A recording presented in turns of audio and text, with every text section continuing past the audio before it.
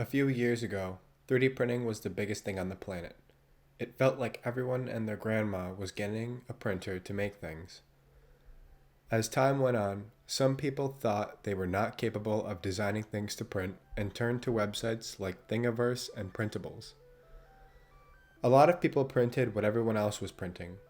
Benchy boats, slugs, dragons, and for some reason, Dwayne Johnson heads on different creatures. I'm serious, this was the thing. As great as all of these things were, they gave a bad name to the hobby of 3D printing and caused a lot of people to lose interest in a tool that can be used to do incredible things. In a world where every new printing technology is quickly patented and marked up to a commercial price point, we have to hold on to the technology we're given, in our case, FDM. You clicked onto this video wanting to learn how I turned a 10-cent print into thousands, so let's do it. But first, this video is more about how you should learn how to design, prototype, and market an idea or product. 3D printing is an amazing tool that anyone can learn to use to solve real-world problems that they face and not just used for making toys. Do you have a drawer full of clutter that needs organizing? Why not print Gridfinity? Maybe you need a new lathe. Yep, you can print that too. How about a computer case? One thing these projects have in common is they solve a problem the creator had. Now this isn't sponsored, but I drink Gamer Subs almost every day. If you don't know, it's a flavored caffeinated powder you scoop into water, and it's marketed as a gaming drink.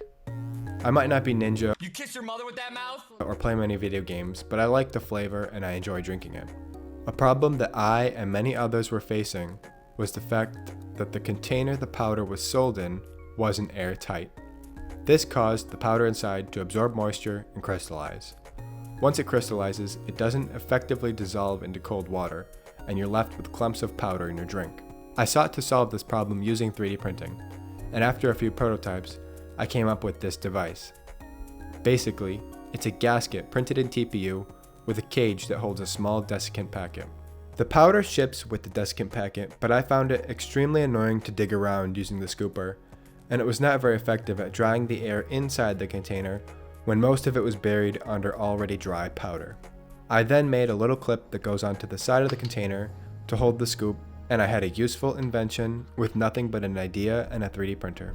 I thought others might like to use the idea for their own containers, so I posted the model on Printables, a website for sharing 3D models made for 3D printing.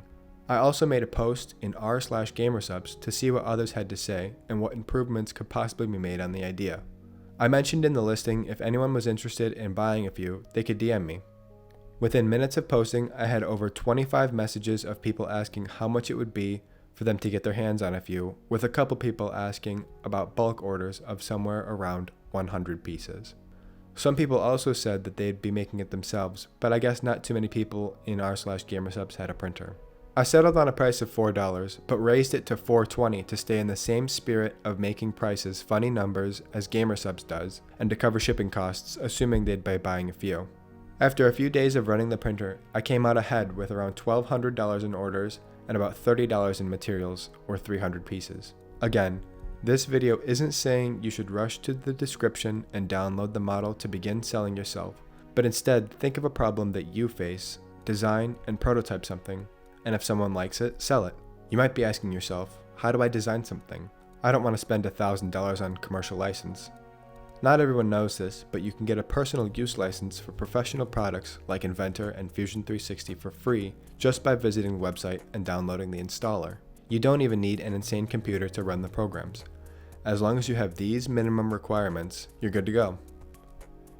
YouTube is an amazing place to find tutorial videos and starter projects. Just know that with these personal licenses, you are not allowed to sell commercially the products you create using this tool. Now I challenge you to pick a day a week from now, when you're not busy, and spend a day designing something new and useful. Leading up to that day, try looking for something you do in your everyday life that could be fixed or improved with 3D printing. Since you have a goal and some inspiration, let me know in the comments what you think you might make. While you're down there, like that smash button and subscribe if you want to see more videos in the future on cool 3D printing projects.